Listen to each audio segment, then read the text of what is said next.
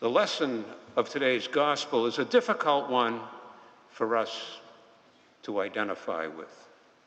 Not difficult in terms of understanding or comprehension, but difficult in terms of implementing this teaching into our daily lives and living. You see, Jesus is preaching humility and service to others, telling us not to put our personal wishes above those of others. Concepts that we might consider countercultural in this day and age.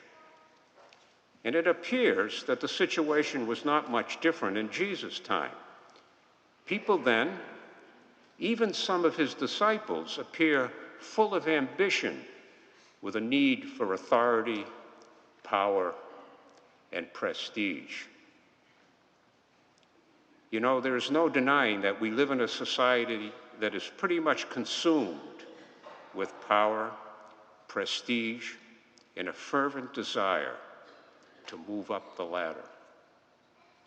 A society where bigger is better, where having more equates to success and happiness.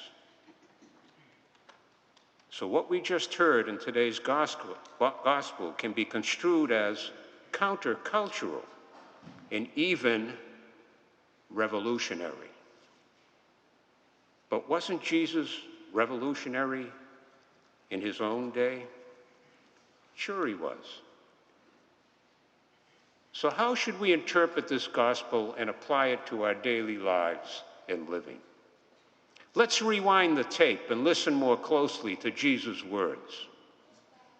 When he heard his disciples argue over who rates the best seat, he told them they had things all wrong.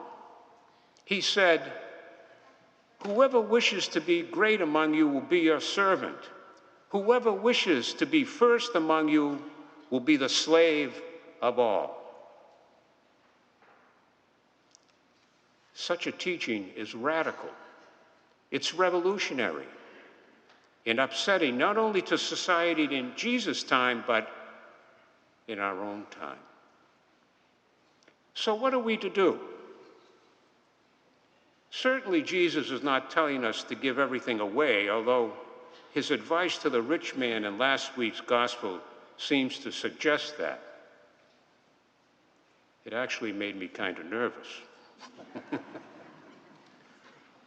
What we need to do is to take a reasoned, practical approach to the concept of service to others.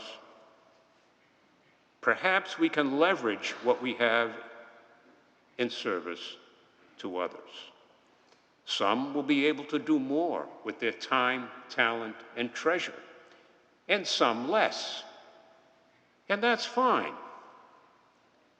I can attest to the fact that many businesses have recognized the wisdom of today's teaching and urge their executives and employees to practice what is called servant leadership.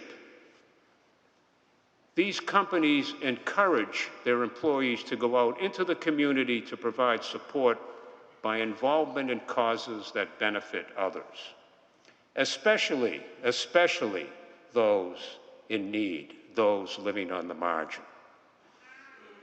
So as we look forward to a new week, let's ask ourselves how we can use our time, talent, and treasure more effectively to serve others. Perhaps we can take more of a leadership role in parish ministries that assist others. We have plenty of them here at Christ the King. Maybe we can be more loving and patient. Maybe we can be more sensitive to the needs of others. And then we need to address the big question. Are we truly motivated to help others, or do we approach life by continually asking, what's in it for me? A difficult question, leading to difficult choices. the choices we make could not only be life-changing for us, but inspirational and life-changing for others.